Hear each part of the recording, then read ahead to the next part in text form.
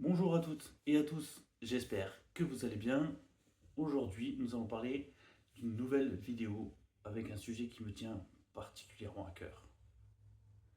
C'est un sujet qui est un pilier pour vivre en harmonie dans un monde si diversifié. Ce sujet, c'est la tolérance.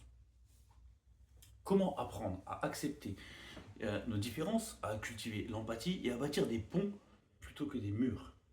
Que vous souhaitiez enrichir vos relations ou contribuer à un avenir plus serein, cette réflexion vous offrira des clés inspirées du développement personnel et de la spiritualité, comme d'habitude, pour incarner la tolérance au quotidien. Posons-nous d'abord la question, la tolérance, c'est quoi? Eh bien la tolérance, c'est tout simplement accepter pleinement l'autre tel qu'il est, sans vouloir le modeler à notre image. Mais attention, tolérer ne signifie pas tout accepter sans discernement ou renier ses propres convictions. C'est trouver un équilibre entre le respect des autres et celui de soi-même. Car dans la spiritualité, la tolérance est associée à la compassion. Cette capacité à reconnaître que chacun vit des défis uniques et que nos différences, loin d'être des obstacles, sont des sources de richesse et de beauté. Mais pourquoi la tolérance est-elle si essentielle? Bah, dans un monde de plus en plus connecté, les différences culturelles, religieuses et idéologiques sont omniprésentes. Pourtant, elles provoquent encore des tensions, souvent alimentées par la peur ou l'ignorance. La tolérance, c'est avant tout un choix conscient pour apaiser ces tensions et nourrir un climat de paix.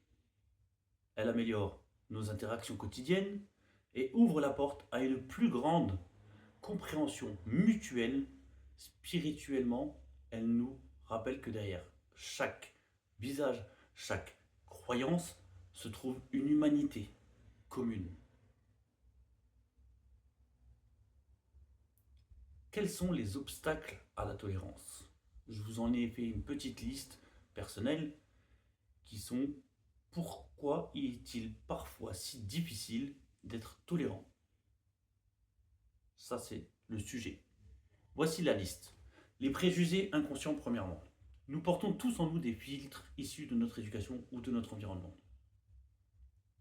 Ensuite, il y a l'ego, qui nous pousse parfois à chercher à avoir raison plutôt qu'à comprendre les autres. Le manque d'empathie, oui, sans prendre le temps de se mettre à la place des autres, il est difficile de dépasser nos jugements. Vraiment. Il y a cultiver la différence et la tolérance, des clés pratiques et spirituelles. D'ailleurs, je vous ai fait encore une fois une petite liste pour incarner la tolérance au quotidien avec des idées pratiques. Donc, premièrement, moi personnellement, et à pratiquer l'écoute active. Écoutez sans interrompre, sans chercher à répondre immédiatement. Demandez-vous que veut vraiment exprimer cette personne. Remettre en question ses propres jugements. Lorsqu'une pensée négative surgit chez quelqu'un, prenez un instant pour vous demander cette question. Est-ce que je suis sûr que cela est juste? Est-ce que ma réaction est juste? Développez l'empathie. Imaginez-vous à la place de l'autre. Quel défi traverse-t-il ou a-t-il traversé? Quelles sont ses douleurs ou même ses inspirations? Ensuite, nous pouvons aussi célébrer les différences. Oui, car nos diversités ne sont pas des faiblesses mais des forces. Donc, prenez le temps de reconnaître et d'apprécier ce qui rend chaque personne unique. Nous pouvons également s'ancrer dans l'unité. La spiritualité nous enseigne que malgré nos différences, nous sommes tous interconnectés. Je vous laisse méditer sur cette vérité qui va nourrir une tolérance profonde et sincère.